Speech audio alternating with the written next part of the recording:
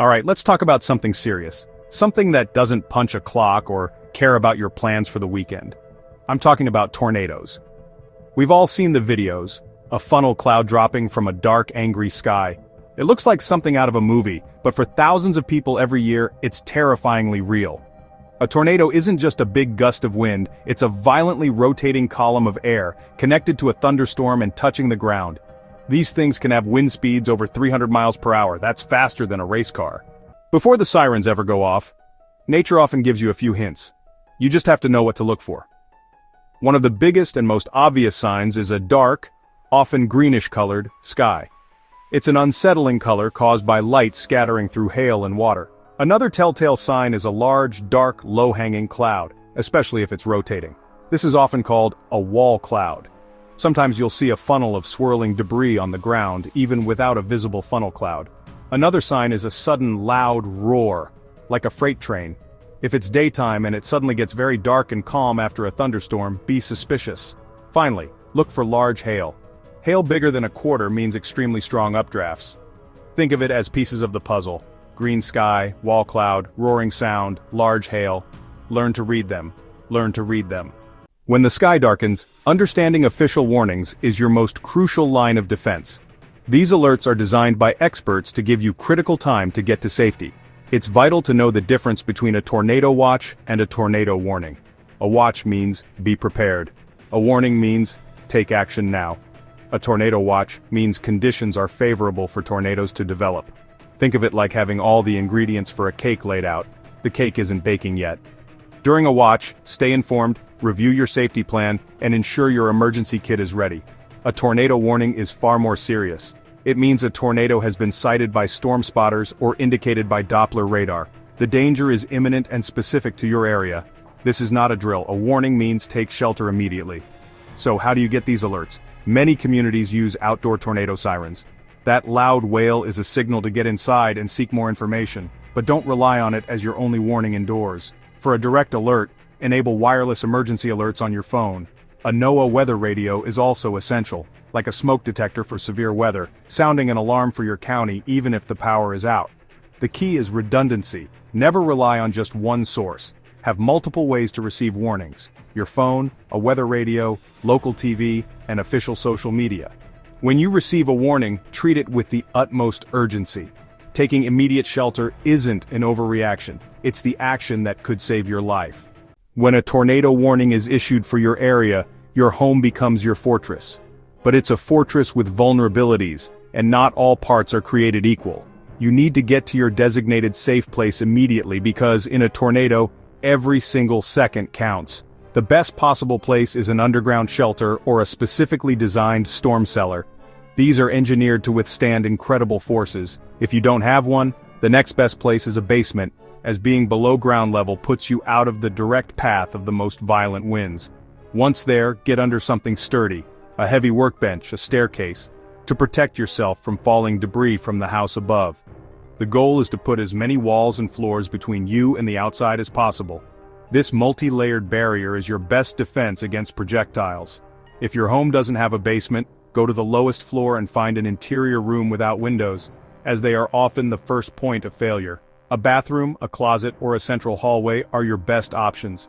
The plumbing in a bathroom can help reinforce the walls, and the smaller space provides more structural integrity. If you're in a bathroom, get into the bathtub, which provides an extra layer of protection. Cover yourself with a mattress, heavy blankets, or pillows. Crouch down, cover your head and neck with your arms. If you have a helmet, put it on. Head injuries are a primary danger in a tornado. Make sure every member of your family knows to do this. Don't just discuss the plan, practice it. A tornado drill is as important as a fire drill, ensuring everyone acts quickly and calmly when it matters most. Equally important is knowing which areas to avoid. Never take shelter in a room with large windows, on the upper floors, or in large open rooms with wide roof spans like a garage or vaulted living room. Do not open your windows. That old myth only invites destructive winds and debris inside faster. Keep the house sealed, get to your safe room, get down on the floor, and cover your head and neck. Your preparedness is your greatest asset.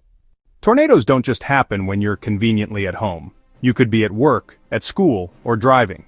In these public situations, your safety depends on having a clear plan and acting decisively without hesitation. Knowing the protocol beforehand is critical. If you're at work or school, immediately follow the building's safety plan. This will guide you to the most secure location, usually an interior hallway on the lowest floor, away from windows and glass. Follow your boss, facility manager or teachers. They are trained to coordinate the response and will guide you to the designated shelter area. In big malls, big box stores or theaters, avoid open atriums with large roofs that can collapse. Look for designated shelter signs. If none are visible, head for interior bathrooms, storage rooms, or lower-level hallways.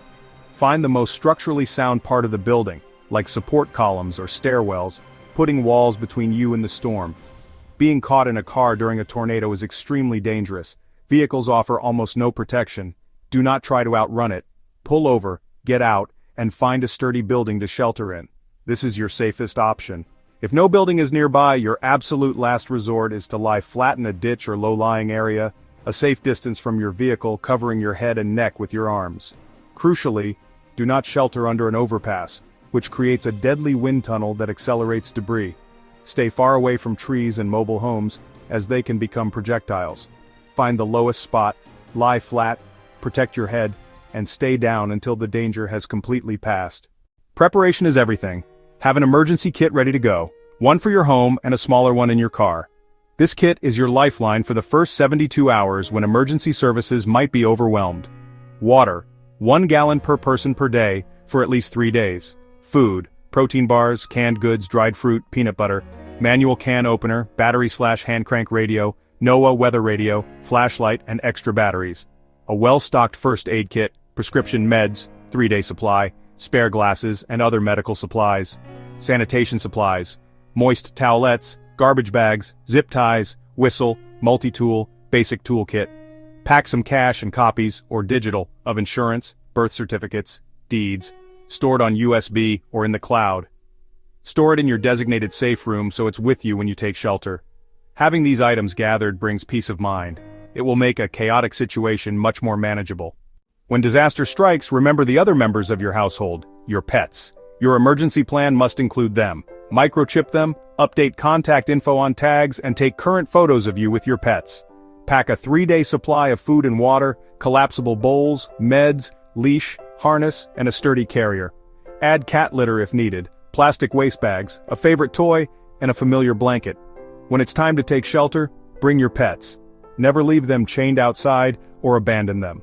After the tornado passes and it's safe, check on neighbors. If someone is injured, call 911 and provide basic first aid if trained. Working together and looking out for the vulnerable is vital to recovery. The wind has stopped, the roaring is gone, but the danger is not over. Make sure everyone in your shelter is okay. Check for injuries and administer first aid from your kit. Stay put until official word. There could be additional tornadoes. Once you get the all clear, come out cautiously. The world outside might not look the same. Watch for debris, downed power lines, broken glass, nails, and sharp metal. Treat every downed line as live. Wear sturdy closed-toe shoes, long pants, and gloves. If you smell gas, get out immediately. If possible, turn off the main gas valve from outside. Turn off power at the breaker if the system is damaged.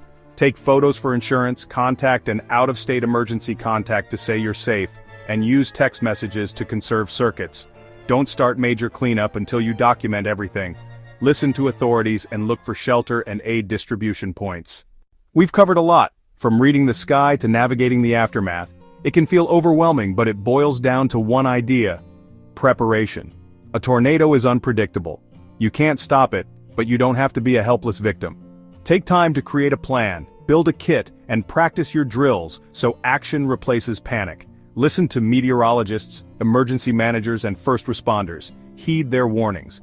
Talk to your family, know your plan, and be ready when you hear the sirens. Preparation turns panic into purpose. It gives you confidence and the best possible chance to survive.